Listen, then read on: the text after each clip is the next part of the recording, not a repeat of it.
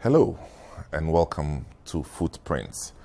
My name is Samuel Atamensa, and today we are here to speak with a wonderful lady, a lady who may have impacted your life, influenced you in so many ways than we can count. Let's watch this video. Once we are done, we'll come back and have a wonderful conversation with her. We'll be right back. Joyce Aryee was raised in North Suntreso in the Ashanti region by her mother. She went to Achimota School and then the University of Ghana and graduated in 1969 with a bachelor's degree in English. Later, Joyce Aryee became a media personality. She made appearances on a number of TV and radio shows, including The Talking Points on JTV, where she would criticize the government of General Kutu Echampong. Following the 1982 coup by Jerry John Rawlings, who was her schoolmate in Achimota, she was appointed as the Secretary for Information. She went on to hold various appointments during the PNDC's rule until her resignation in 1990. Madame Joyce Aryee will tell the rest of her story on Footprints now. Welcome back to the program, and now you know who I'm talking about. Auntie Joyce, good to see you again.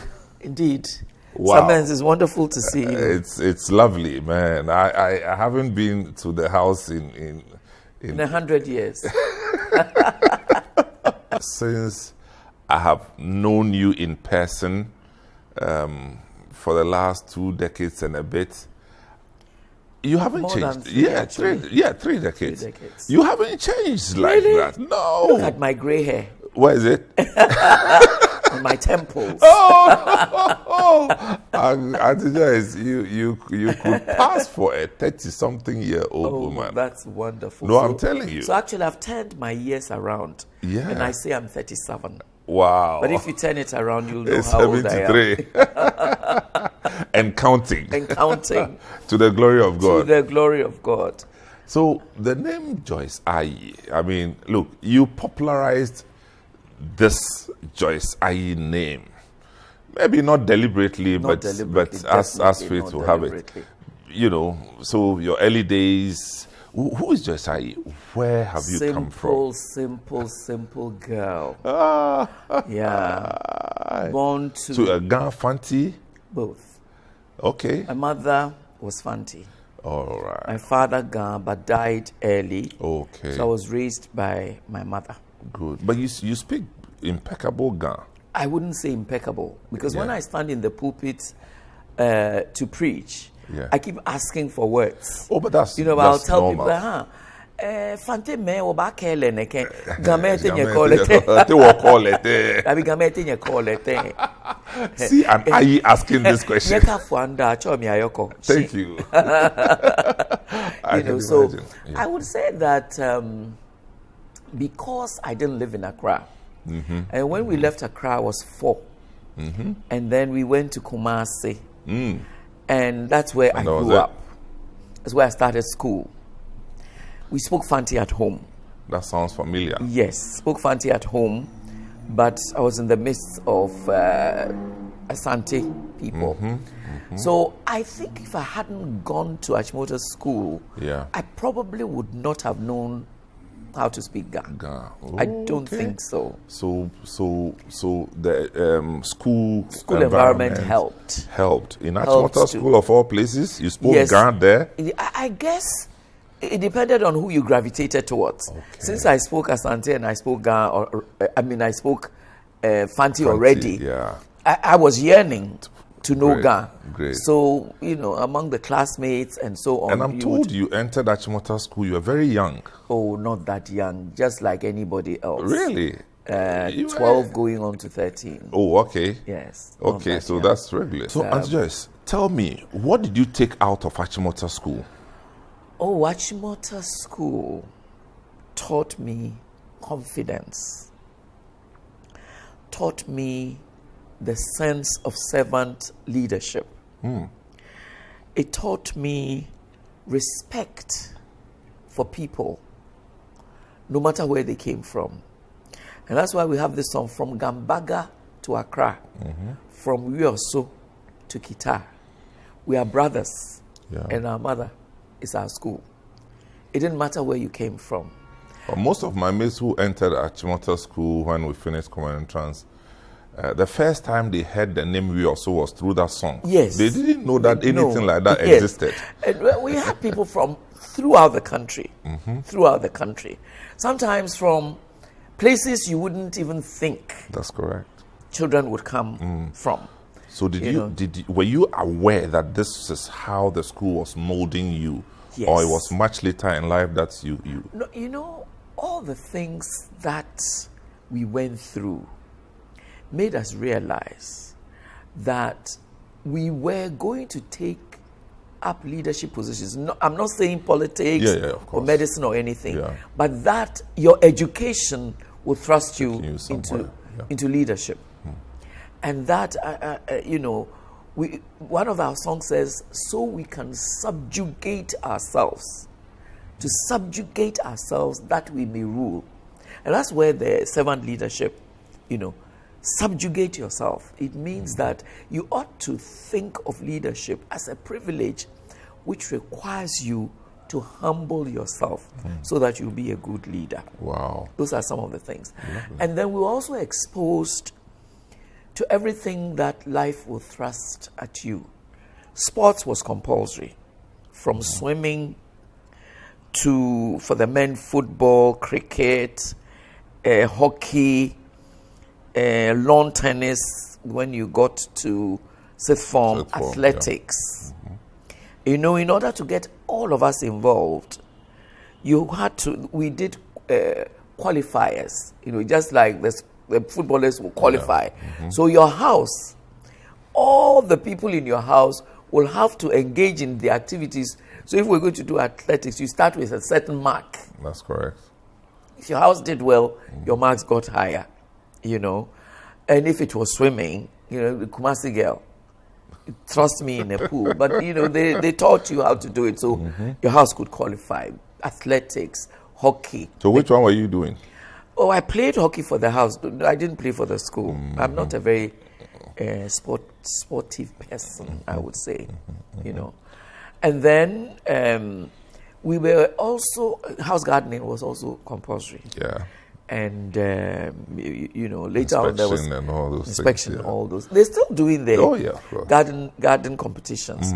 Music was compulsory up to Form 3 then. And so you remember, we had house competitions.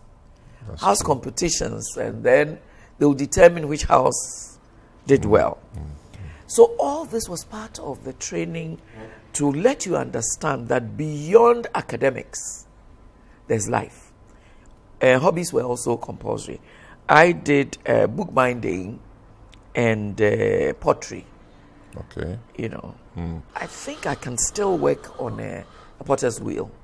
Okay. So from Achimota School, you went straight to University of Ghana. Yes. I'm sure you went there prepared for university life. Given well, as far as studies was concerned, yes. But I sort of felt I was so free from my mother's strictness. So I don't think I put myself to my studies as well as I should. I should have, because... You didn't see your University of Ghana days as a seamless continuation of your secondary school environment. Oh, were there some shocks? No. There were no shocks. There were no shocks. But what I mean is that I felt that the time was mine. Yeah. Although I must admit, one of the things I will even recommend to everybody, I spent a lot of time in the library. And I was reading outside my subjects. Library? BAM Library. BAM Library? BAM Library. I don't know what it looks like now. Well, it's still as good as, it used to be. With new books? Yes, and e-books and so on. Okay, well, it's BAM Library, of course. Yeah. So we should expect There was a time when it really went down because textbooks for students were not available. So some students would actually go and cut off pages from books. See the level of selfishness. You're training to go out and be a leader, and already you're stealing. Well, there's no well to this. You know, within the school environment, they don't call it stealing. No. But it's still stealing. They call it swerving the system. But when you swerve, it means you have stolen. Well, now we know. You've corrupted the system. Well, it means because you see, it means the corruption thing started long ago in school. But you see, because the thing is, why would you be so selfish as to cut off the pages? Whew. What about the others who had also come to school to study? They don't care. You know, so that kind of thing was, you know. So what year did you leave University of Ghana? 1969. Whoa. Were you born? Yes. You sure? Yes. All right, Samantha. I was. I think I was a year or two old, loitering around Accra Central somewhere. So if you were a year or two, you weren't loitering because you couldn't. No, I'm saying too young. Being tossed to and fro. Where was your mother a teacher? Nurse. Is your mother a nurse? Oh yes. And they kept. And she was a community health nurse. Oh my goodness. So you know what that meant. Oh yes. Moving from one community to another, community, yes. Leaving me with people, and then going to work. But see how you have become. So the transition from university into working life. When you were leaving university, what were you aspiring to become? That's a very good question. I wasn't aspiring to become anything. Oh, you mean you're just living by the day? But, you know, during our time, to the glory of God, we could do holiday jobs. And I did mine at Exams Council. Right. West African Exams Council. And so it was almost like a natural incline, you know, to go there. And so even though I was interviewed for a trainee manager at Kingsway, I didn't see myself in the life of commerce. But that was very attractive at the time. At the time, but I didn't see myself. Kingsway? I know. Wow. You know, so a mate of mine, she went to Wesley Girls, but the two of us were accepted for that. She took it up and she did very well, you know. But I didn't see myself in commerce. I wanted something more challenging, something that would make an impact. And I thought the exams area, you know, helping people to write exams, being involved in a new type of exam. So this shading and coding and everything. Yeah. It was new at the time. It was the time. So I even went for training. It was called TEDRO, Test Development and Research Office. So I even went to Nigeria to train. Nigeria had started theirs, and we were now going to do it. So I went to Lagos, and the Exams Council in Lagos. And so you graduated in which? In 69. No, I mean in course. Honours in English. English, okay. Yes. Okay. Honours Good, in English. Good. Yes. So the natural progression will be going for you to go into academia. Yeah. Places that you can impact. Yes. You know. That's what I thought. Okay. But I also then after Exams Council, I moved to Ghana Museums and Monuments Board.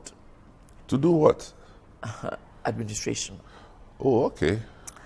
And I was fascinated with the anthropology, the whole idea of our culture linked with who we are as a people, and how museums can be used for educational purposes to help people to understand who we are and what we can do. You will not believe that whilst I was there,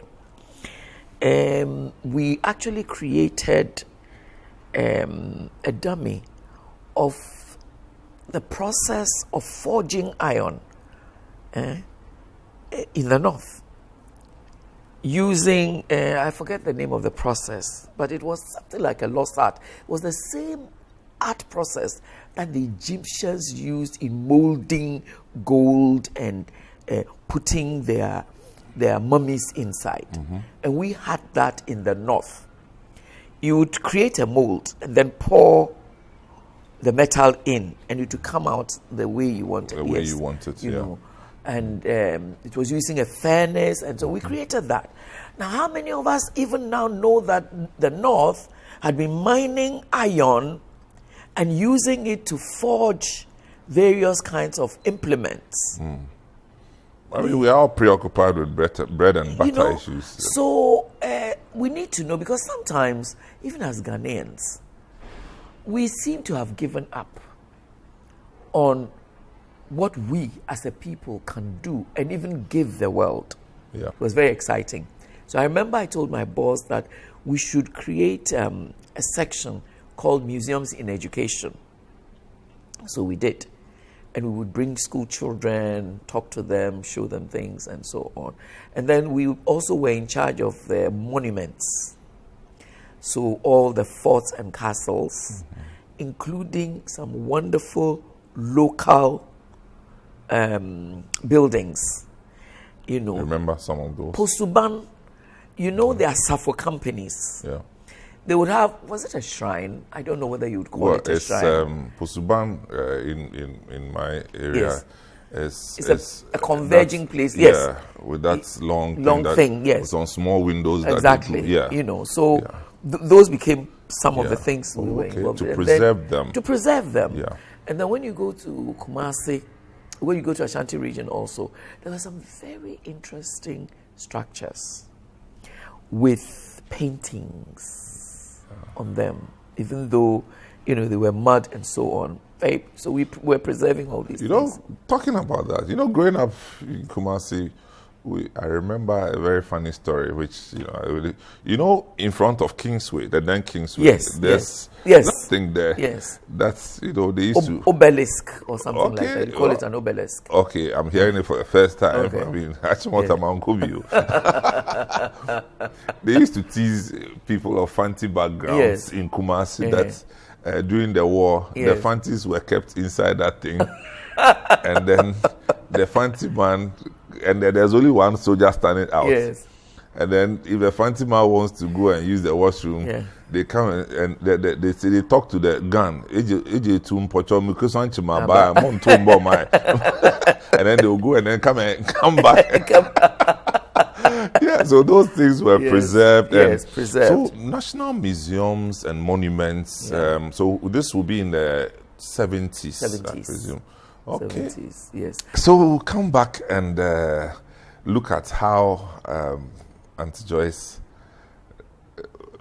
transmogrified herself from somebody who really wanted to see the museums and monuments preserved and also help Ghanaians have a better appreciation of our history and our own stories.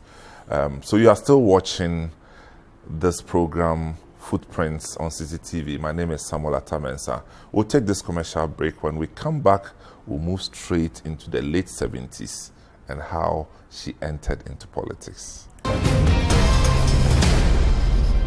So as you can see the smile on my face, this one is a genuine smile, I tell you, because I'm here having a wonderful time with Reverend Dr. Joyce Aryee. So, but for the purposes of our conversation, I refer to her as Auntie Joyce. In fact, the Reverend Doctor, I don't know. Auntie Joyce, you. Auntie Joyce is fine. If I depart from the Auntie Joyce, it feels like something has been taken out of I know. And I'd like you to stay there. Do not depart therefrom. And that's another scripture. So I'm talking to Reverend Dr. Joyce Aryee, as we call Auntie Joyce, and at this point, we've moved from her schooling to workplace, and she's moved from one place to another. Now she just finished her job with the Ghana Museums, at the time called Ghana Museums. No, Ghana Museums and Monuments Okay, Board. cool. Yeah. So after that, after that, during the time with Museums and Monuments Board, I also got involved in public relations. Okay. And then an opportunity came for the newly established Environmental Protection Council to get a public relations officer. So I applied and got it. And that was also very exciting. Again, here I was in an environment that was going to be impactful. So I remember that if it was that time, we would have said a hashtag. It was environment, no, it was development without destruction. Because, all types of every development will touch nature. That's correct. Will touch the environment. But you can do it without destroying the environment, which even provides you the ability to develop.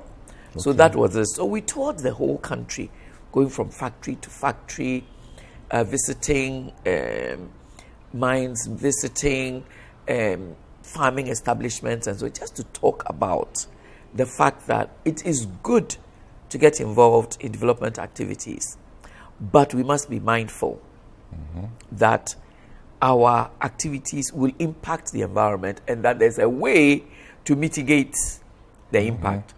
I remember we went to a poultry farm. There's a lot of ammonia that is generated from the droppings of the poultry.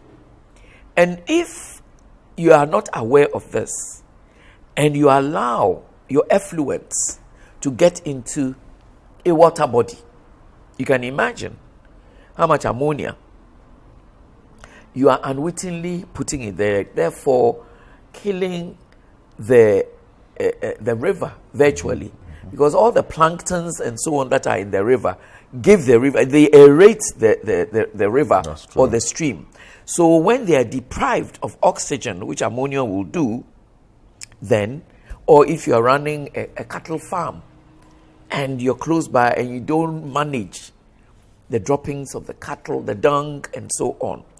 In fact, I read somewhere that one of the greatest environmental problems in Australia is cow dung and the level of ammonia that is produced. You have to turn it into something that can be used as a chemical that can be used, or else you really are causing a lot of problems. This bit hasn't come up for discussion in Ghana yet at all. No. And even the fertilizers we use, unless you get fertilizers that are friendly to the environment, when it rains, all the water will find its way into a water body, a river, a stream, and so on.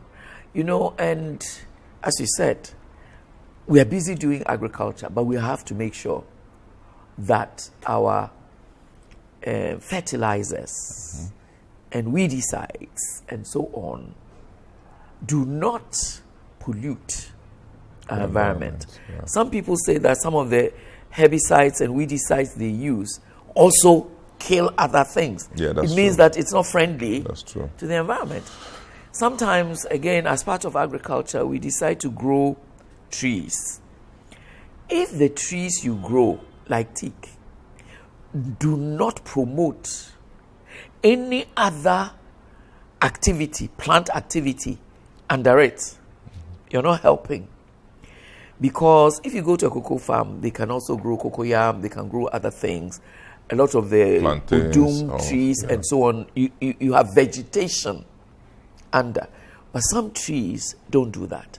So you have to make sure that the trees you are planting can also spawn continuous rebuilding of the soil. So how long were you with EPC at the time? EPC at the time, I went there, I think, what was it? Was it 76? And I left in 81. 81? Yes. Well, that's a long one. Went to 81, yeah. Between and then, 76 and 81, so 75, 76, Then I had a two-year period off. Then came back. And then I joined Ghana Standards Board, now Standards Authority. Yeah. Again, I was excited, excited that public relations, yes. I was excited that, I could be part of making sure that, production was done according to standards, you know, and so on. You know, the importations have to be done according to certain specified standards. I found the link between that and environmental protection, you know. Yeah. So I was very interested. But so this will be General Achampon's time in Tuakufu's time? Yes. In fact, I was away from May 77 to beginning of July 79. Okay. So my first husband was doing his specialization in Germany. Okay. So that's where I went for those 2 years. And but before then, I spoke a lot on TV. Those who used to watch Talking Point at that time. So on your own? Yeah, I was invited because I guess I was so loud-mouthed. You know, I mean, I was keen on talking about, you know, what the military government... At the time.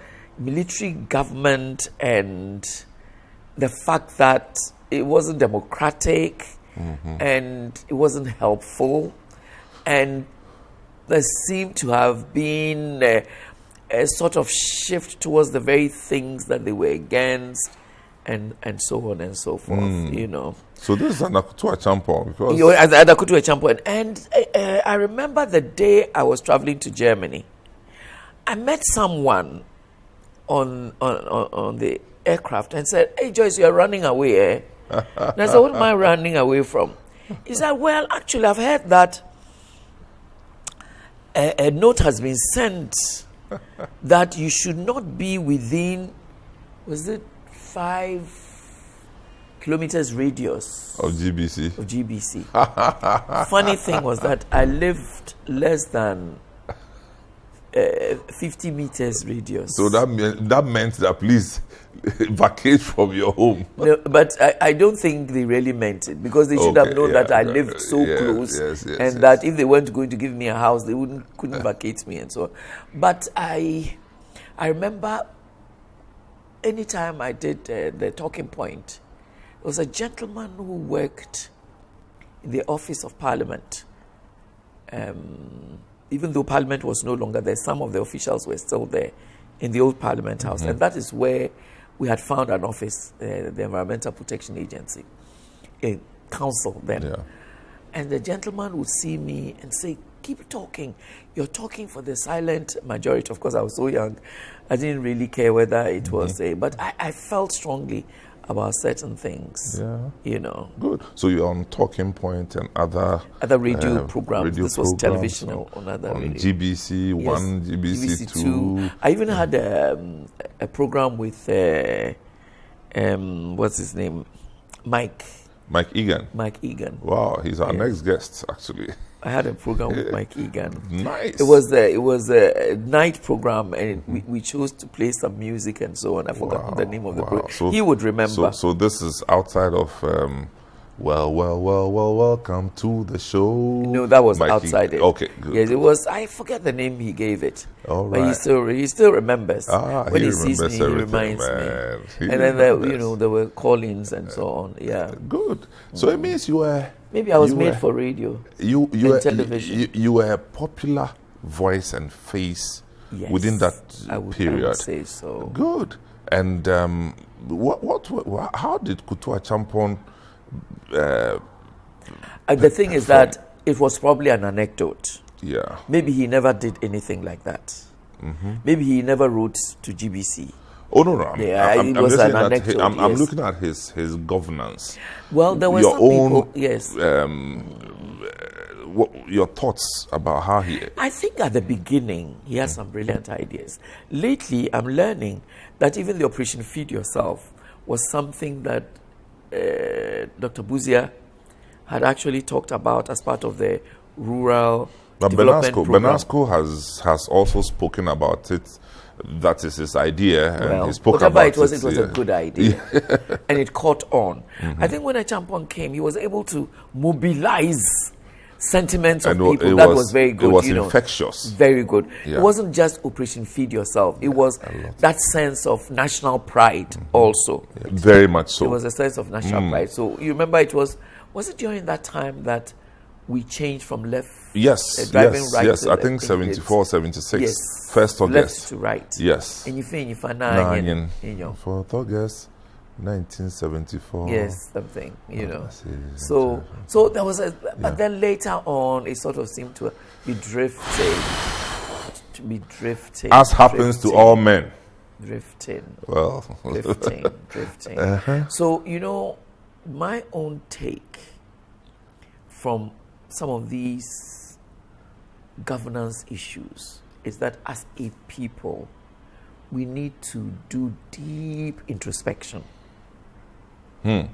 Yes. Because none of them worked with people from mass. Yeah. So if things degenerated, It's then us. Yes. it is us. And I think it is extremely important for us as a people to recognize that yes, a good leader is very important. But if we don't come alongside the leader and actually put into action the things the leader is talking about. Yeah, but the thing is, the leadership space is defined, and it's for the leader to create a blueprint. But even with the blueprint, if the people only mouth it, but don't act it, but leadership. I'll even take the church. Yeah. How much can the pastor do? Well, but some pastors have performed better than others from where we stand. From where we stand. But and when we it know the comes social to impact. when it comes to individual translation of what the leader is saying, well, that's right. That's it. So corruption, for example, how many pastors don't talk about the fact that you are a Christian, you have to live a life of integrity? Yeah. And if as Christians we are 70%, is it the 30% that is committing the corruption?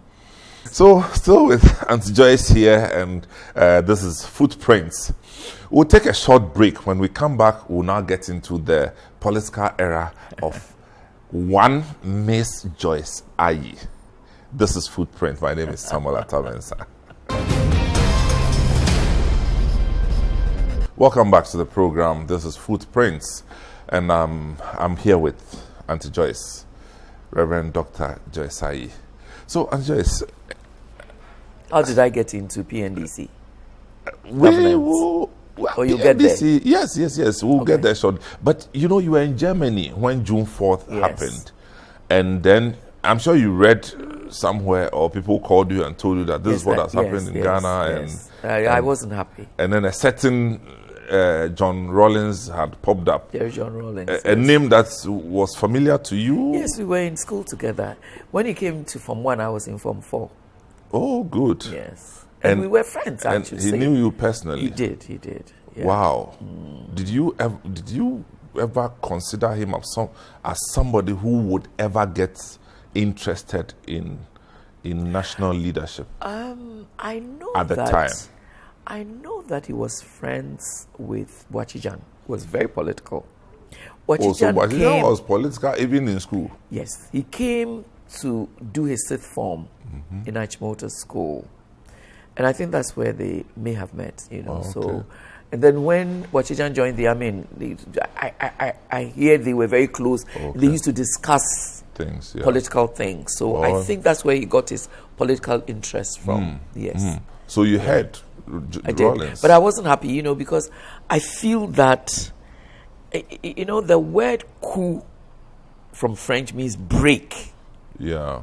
So a coup d'etat means you have broken the governance of the state. You know, and I think we need to understand that. Yeah.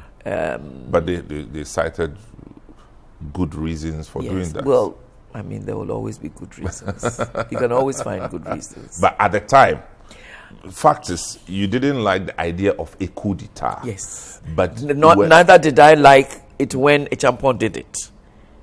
In 71. Yeah, I didn't like it either. I didn't like it Yeah, either. 13 January. Yes. Yeah. 1971. I remember it vividly. Was it 72? 72, I think. Was Yeah, it 72? Yes, Okay. yeah. 72. I didn't like it. I didn't like it. Because I think that we need to find a means Yeah. of running our countries I think we without are there now. military interventions.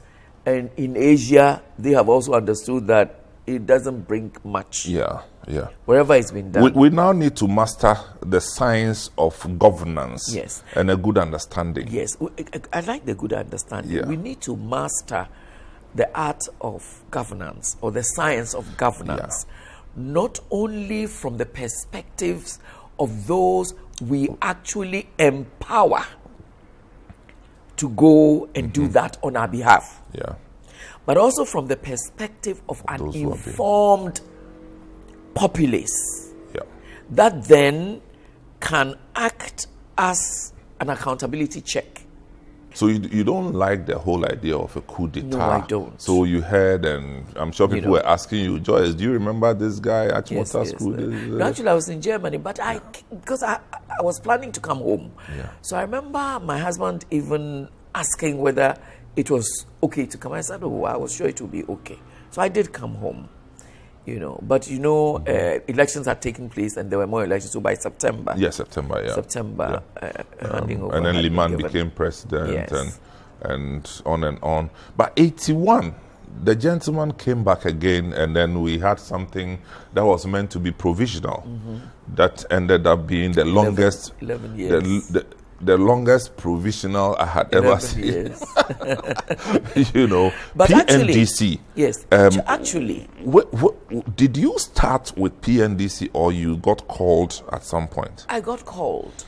So I they got came 81? called when? in 82. Of course, it was Of December course, 81. December. And December 82, I saw in the newspapers that I had been put on the council for CDR. Yes. Well, nobody had consulted me, Whoa. so I didn't do it. I never got involved. Well, this is CDR. Charles, Civil Yes, Defense. what was his name? Chris Hatim was yeah. heading it then. Yeah, I was supposed to be. So we had member of the PDC council. before CDR. Was People's PDC. PDC, People's Defense Committees. Yeah. So I was put on it. Chris Bukari Atim. Yes. Yeah. And my office as This is the Ghana PR Standards Board. yeah. We were housed in the State House, Oh, okay. and the PDC was also given an office there. That's cool. But I never took it up. Never But took you it are up. bold Yeah, I never took it up. to have refused that kind Yes, of. I never took it up. Uh-huh. And then after the judges, And nobody spoke with you. nobody called me to tell me. After the judges died, That's the murder of the judges. murder Yeah. of the judges, I was called by the chairman,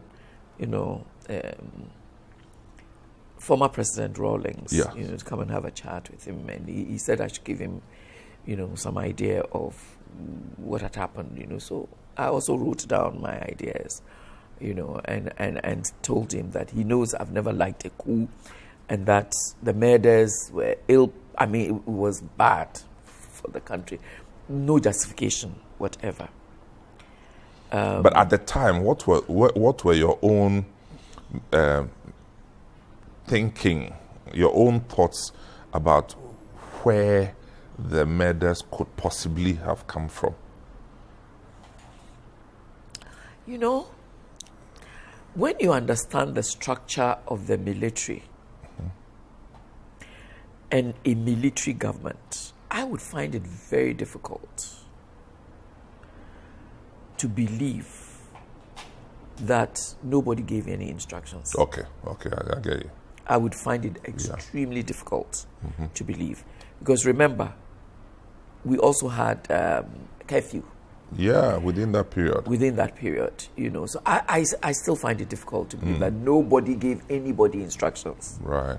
Where the instructions come from, You don't know. came from, I don't know, but Yeah. it is not possible. So after meeting Chairman Rollins Yes, at the time, And so I told 82 him- it was. 82 it was. So we had a chat. I told him, and he said I should put it down on paper. So I did. I put it down on paper.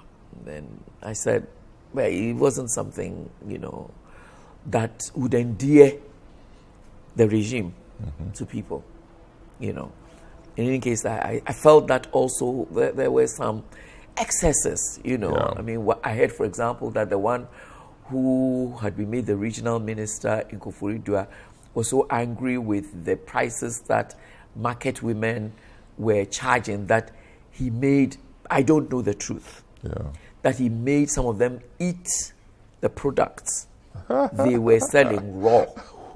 Who was that? So I won't mention any names. But if it is the truth, we'll be talking to him very soon. if it is the truth, then it was totally unnecessary. You've been caning people for coming to work late? Yes, I mean, like the market women, some of the soldiers opened their legs and caned them in between them. I mean, those were things that were not very good. Yeah. I was then approached to take up the Ministry of Trade, but I said I didn't understand anything about trade, so I wasn't interested.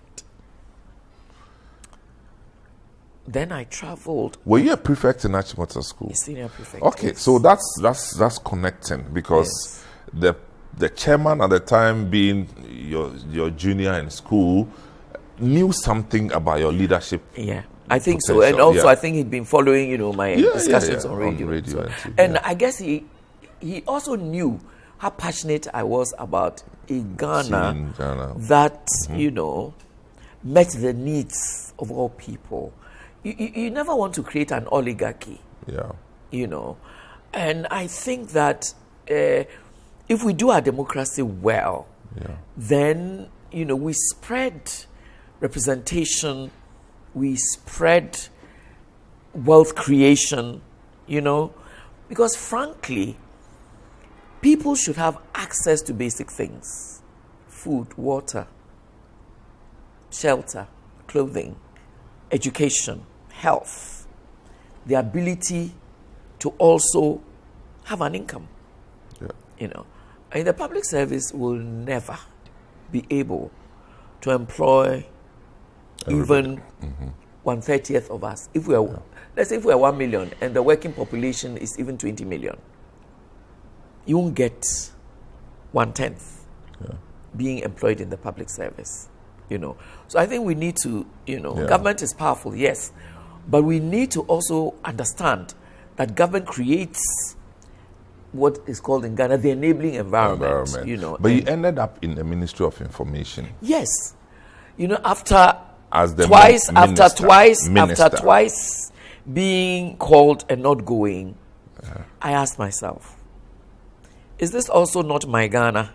Yeah. This is also my Ghana. Is there anything I can do, even though I don't like the way it was formed? Yes. The structure. Is there anything I can do to also make an impact? It's a legitimate question. Yes. So I answered the question and said, yes, I could. So I accepted it. As a minister, Secretary for Information. Secretary for Information, which Playing the role of a minister. Which the minister, going for cabinet meetings and so on and so forth. Yes. And I thank the Lord for... And you were young then. Oh, Yes, 30-something. Well, at the time we considered it young, Yeah, 30-something. And so you were in Information Ministry for how long? It wasn't that long. From April 83 to November 84. 83 to 84. Just over a year. A bit over a year. Yeah, maybe a year, 7 months. Was it a nightmare? It was a wonderful challenge. You see, because I have always believed that you need to communicate with people. Especially if you're a leader. What is your vision? You're not going to do it by yourself. So what do you tell people so that they buy into your vision? Sometimes you can think you have a great idea for people, but if you fail to communicate it, they don't come along with you. Let me tell you an incident with one of the mining companies. They felt that they needed to do something for the community. They didn't quite consult. And they felt that the community needed public toilets. So they built some very state-of-the-art public toilets, were good public toilets for them. People didn't use them. You know why? They said they wanted a community center. Ooh. Yeah. They said they wanted a community center. Wow. But that's, that's understandable. Yes. See, so within needful that period, as though. So for me, it was articulating what the government was trying to do. yeah, but a lot of propaganda at the time. A lot of it. Well, you know what we did? I used to have meetings with all the editors, including those of private newspapers, to sort of tell them where government was trying to go. Remember, government was talking about probity. Yeah, but then they were seen as opposition anyway. They were considered unfriendly to the government. I'm talking about the private, the few private newspapers that survived. Very few. Because at that time, they had brought back the newspaper licensing law. Yes. Yes. So, but there were lots in the state. And then I met most of the divisions. Small ones, so Graphic, Ghanaian Times, Yeah. I think Evening News at that time. Evening News came on and off. Yes, sometimes, So, to have discussions. Yeah. Every 2 weeks, discussions. This period again, you could feel the push of the socialist agenda within that. Yes. I remember. I think it was them, many of them from various groupings that converged. Okay. To support. Yeah, because I remember when Gaddafi first came to Ghana. This was the same period. Yes. 83, 84, thereabouts, where Well, it was a friend of, I think... Jerry Rawlings. Very good friend. But my thing is the whole thing of pushing down the Green Book studies. Was it pushed down? I don't recall. Well, we're made to study the book and, Really? Yes. Okay. So it means that you were in, but some Not of in. the... It happens, Good. It happens. But again, when you take a structure, a governance structure from somewhere, because you think it's good, and you do not communicate why it is good, out of fear, out of fanful respect, out of many things, people will go along. The moment you're there, it fizzles out. Well, we saw it. And that is what we need to... You remember I told you about introspection? Yeah. We need to ask ourselves, what kind of a Ghana do we want? Where do we want to go? I think basically we would like to utilize our resources for the good of all. Resources including human resources. Talking about human resources, you moved on from information to education, which again, you were very strong there. Yes. Remember your times there? Yes, I do. One of the things that I saw there was, giving contracts for people to construct school buildings and so on and so forth. And very murky. Yeah. Very, very murky. Under PNDC? Well, I went there in 84, so there was still a vestige of...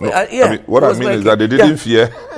Some of them thought, well, you see, that's one of the things.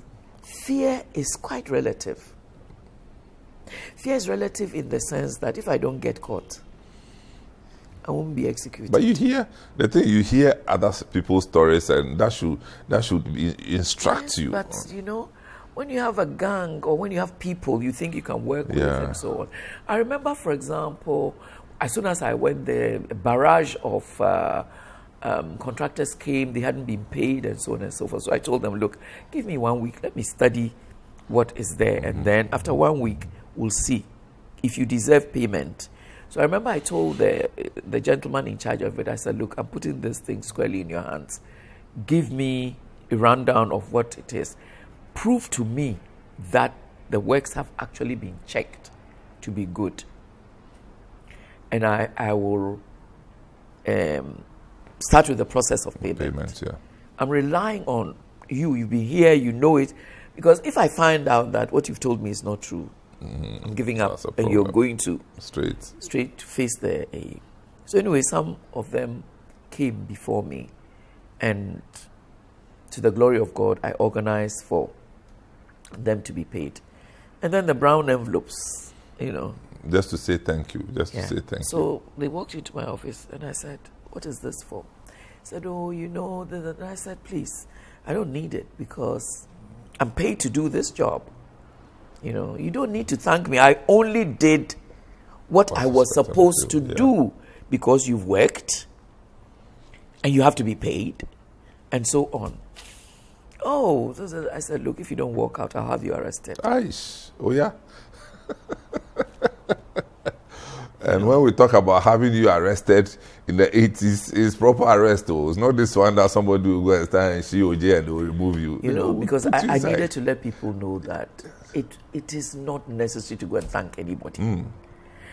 We need to get to that. That's you correct. Don't need to go and thank that person, not with an envelope. If you like, buy a Bible for the person. Something so insignificant, it will not be a bribe. Do you get me? Yeah. Yes. Don't go and buy a car. Don't go and give land. Don't bring a fat envelope, which means that even the work you didn't do it well. Because if you're going to pay, is this your advice? It's coming too late. No, it's not too late.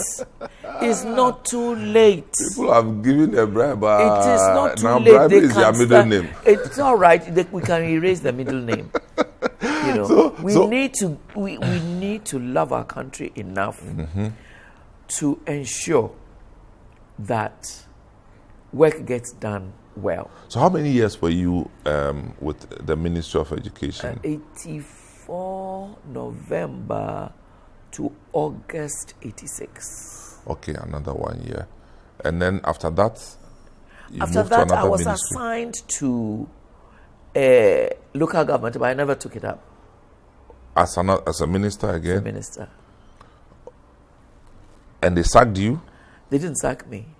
Did they announce on GBC that 1 p.m. that no. Ms. Joyce Aryee, for refusing to take up the position, has been sacked? No. So how did you make your exit? From the PNDC? Yes.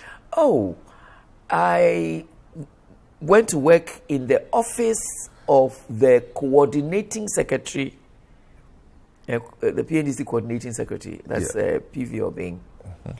Late PV Obeng. Yeah. And I was given an assignment over Ghana Atomic Energy and the women's thing. What was it NCWD. called? NCWD. Yeah.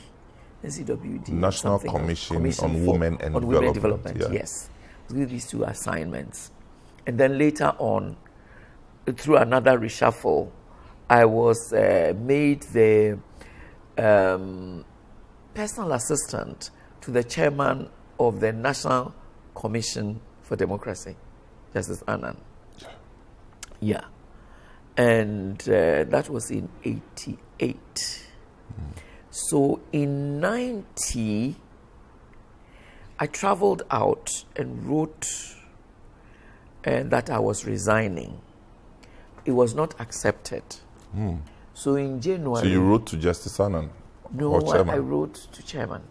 Yeah, Justice Annan was a member of the PNDC, so I copied him. Yeah. Yes, I copied him. So in January, when there was a reshuffle, there was one sentence, and for what do they call it? For when you vacate your post, something like that, you know, that I had been dropped. So that was 91. Right. January was one sentence in the newspaper. So that's how I exited. Wow. Thank you very much for making time for us this wonderful day. Even I should thank you for twisting my arms. You have to make sure that comes into the... Ouch! Yeah. You twisted my arm. Look at the way my arm is now. Okay, so you've been watching Footprints on Citi TV. My name is Samuel Atamensa. We'll be with you same time next week.